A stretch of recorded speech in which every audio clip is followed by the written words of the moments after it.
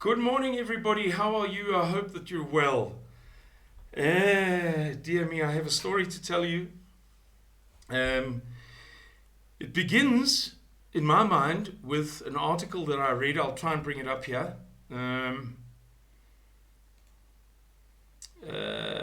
That's not what I want at all.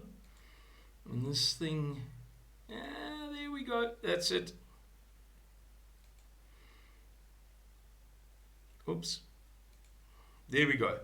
This article is about a robbery on the N3 at Gululi's interchange.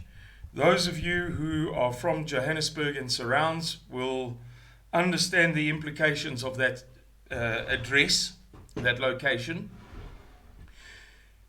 Hundreds and hundreds and hundreds and hundreds of cars every hour on a quiet day.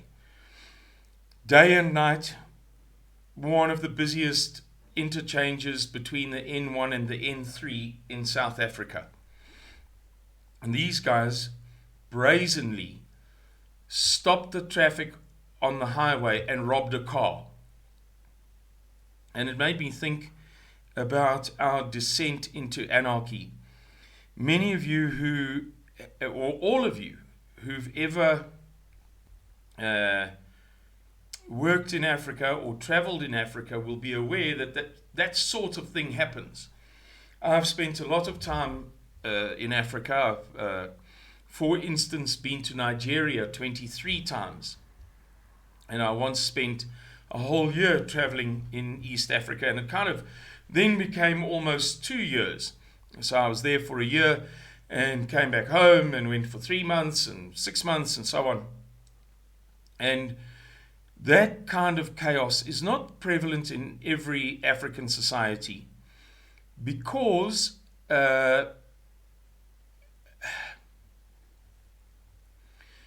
vigilantism doesn't tolerate such behavior. However,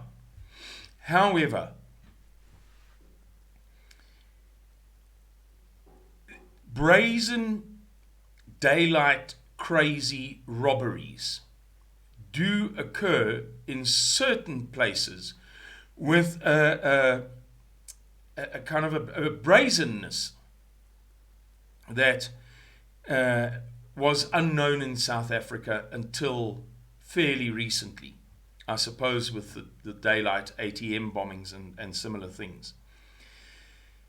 And that got me to thinking about a conversation that I held with Mr. Miller this morning about a certain preparation that we want to do.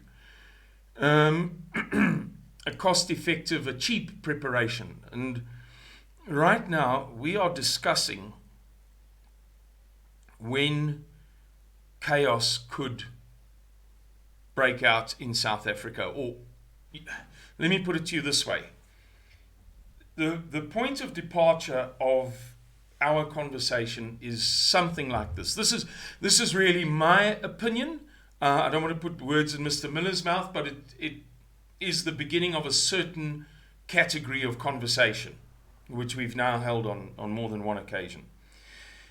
I am of the opinion that the people who have predicted imminent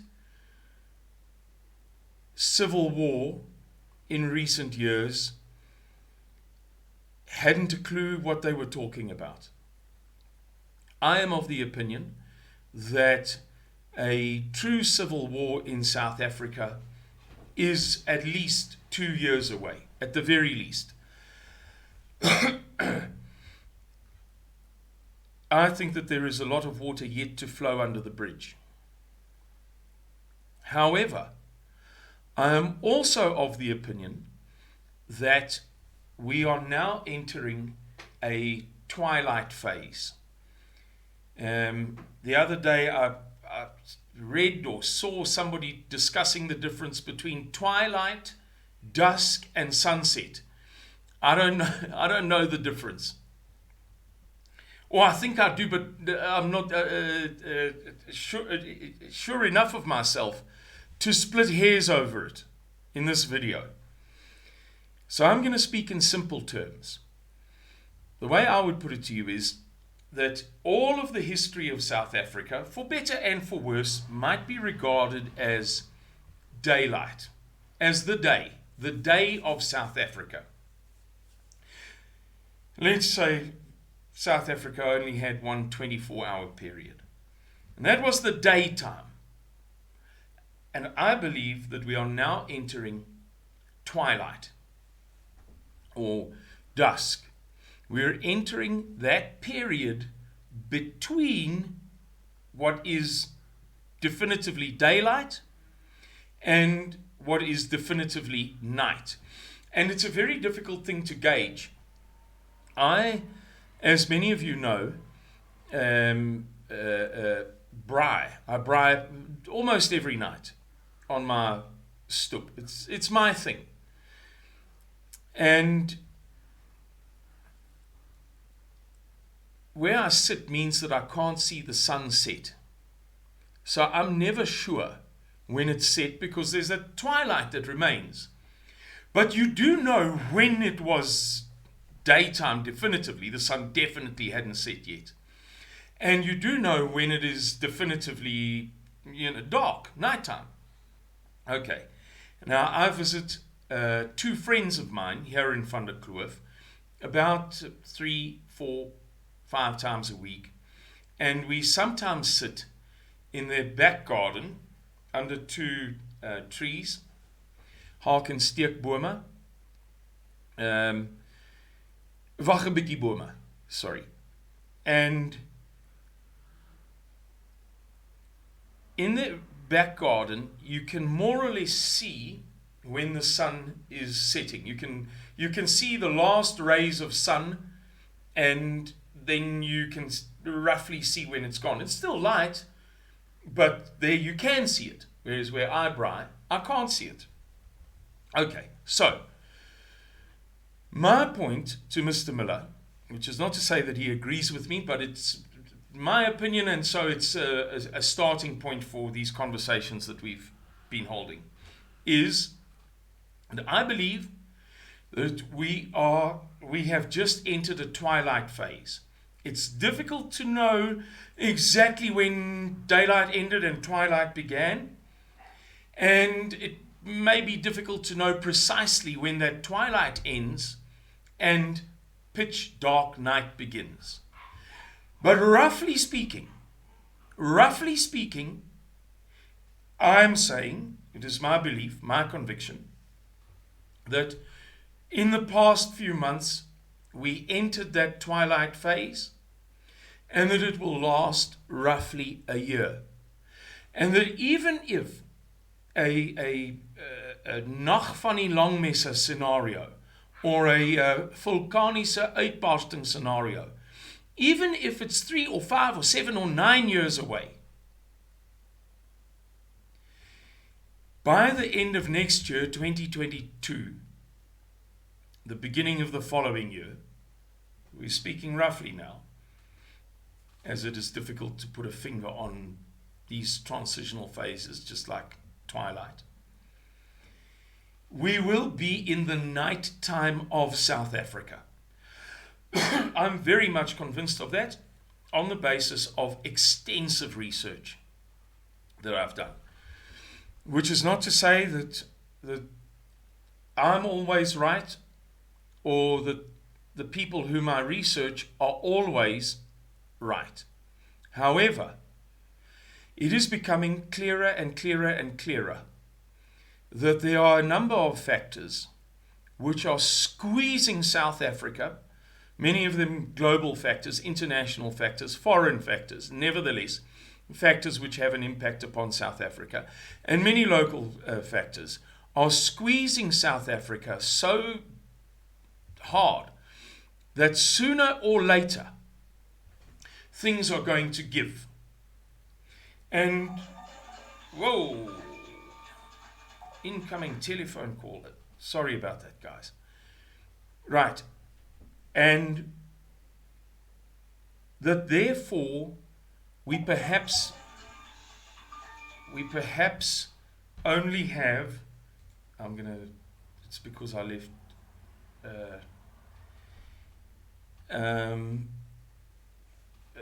WhatsApp on. Therefore, in my opinion, this is just my opinion, this is not Saitlander's, this is not Mr. Miller, this is not Colonel du Toit, this is not his highly competent guys who do analysis and scenario planning and risk analysis and so on. This is just my opinion. And therefore, we have about a year left to prepare. Because beyond that point, there is a strong likelihood that inflation as one thing and the collapse of the South African rand as another thing. Very often the two are so closely linked that they appear to be one and the same thing. And very often the cause and effect relationship is so tightly connected that they are, for all intents and purposes, one and the same thing. But I'm identifying them now as the two separate things that they really are. Those two things may make it very, very difficult for most people to be able to afford to prepare as they can now.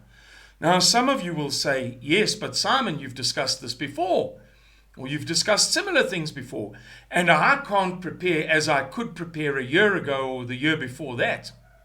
Yes, but that's gradual. That's much more gradual. I'm saying that within a year, there is a very strong probability, within a shorter span of time, within just 12 months, that we find ourselves being unable to afford things that we thought we would be able to afford until the last day. And that brings us to this conversation that we held about certain preparations that are affordable. Buying preparations now while we still can. And one simple example of that is wheat. And Mr. Miller and I have bought some wheat, and we are going to buy some more wheat from the lands, from the croplands, the irrigated farming down the road here. And I said to Mr. Miller that a thought that I have in terms of this cheap solution is to buy 5 bags, 5 50 kg bags, we can get them for a very, very good price, the wheat, for about 250 Rand a bag, and to put 5 bags in a 200-litre plastic drum. The one with the large lid, not the plastic drum that's like a old-fashioned 44-gallon oil drum. The plastic drums that have the lid that covers the entire top. Put it in there. Put in oxygen-absorbing material. Put in muti to chase away the chochas. And in that way have a pretty defined amount of large amount of well-contained wheat. Good preparation to have 250 kgs of a staple. It's a good thing. Which then got us onto something that Mr. Miller and I have seen very much throughout Africa. And that is little mills, little grain mills. So we're looking into buying a couple of little grain mills. Whether we do or don't is another subject. It's all dependent upon price, upon our circumstances, upon other priorities, but we're looking into it. Please excuse my puppies in the background. My bitch Bella, the mottled one, the sheepdog, she's not a purebred sheepdog, had 6 gorgeous puppies, very gorgeous by any standards, and 4 of them are still here. Getting owners is not a problem. I've been inundated by requests from people, but I'm being a bit selective, and I'll keep a couple myself. And they're at that stage. You hear that? They're discovering themselves, discovering their bodies, discovering their environment, and discovering their voices, discovering their curiosity. Anyway, and I told Mr. Miller, we began this video by talking about, descent into chaos and public robberies such as you might otherwise only see in Nigeria or in Nairobi, as Nairobi used to be known by travelers like myself. I told Mr. Miller about a guy that saved me from brigands. I think that's the right word. Who notoriously inhabit a forest in southern Malawi. I was hitchhiking back from, I think this was almost 30 years ago, either Ethiopia or Zanzibar, through Malawi, and I was in southern Malawi, and I was hitchhiking along this road one evening, and this guy pulled up and he said, "Whoa, under no circumstances can you continue here." He said, "You are going to be attacked this evening beyond a shadow of a doubt." And it was twilight. It was just about to get dark. And so he took me to his home. Young guy, roughly my age then, 30 years ago. And his family was the wealthiest family of the village, quite a large village. You could call it a small township. And how they'd made their wealth was that the father had a job, and he saved up all of his money, every cent that he could, and he bought a little grain mill. And he would mill the grain that the people grew in their back gardens.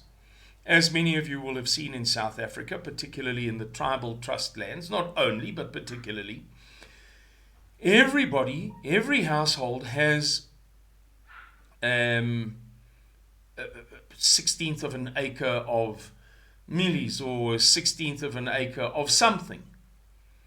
Madumbis, sweet potatoes, whatever. And those people used to bring, if they had cereals, if it wasn't madumbis or sweet potatoes, if it was mealies or wheat or whatever, they would, I'm trying to think, what's the other thing? Sorghum. They would bring it to these people's house to be milled. They'd bring a bucket's worth at a time. And these people would charge a few cents to mill the stuff into meal. These people would carry their buckets away, and they would just save this money, and that they then reinvested it in cars, and they opened the town's only driving school, and so they became very successful. Many cars. They'd expanded their house, and it was actually quite a large place for people who were very, very, very, very, very middle class in a country like Malawi, which is not a rich country at all. Nobody in Malawi is rich. So, I suppose the gist of what I'm saying is that, let me throw in a last anecdote. Recently, I've been telling two friends of mine how fortunate they are, or how fortunate they will be in a time of crisis, because they have a lot of stuff, useful stuff. They have accumulated and aggregated through the courses of their lives many useful things. And they invariably respond with something like, "Yes, but we don't have this, and we don't have that, and we need that, and we can't afford the other, and we don't have money for this, and that costs that amount of money." And I say to them, do you not understand? The person who walks into a full-blown crisis in South Africa with 1,000 brass screws, 1,000 steel nails, and 1,000 stainless steel nuts and bolts is going to be bigger than the mayor.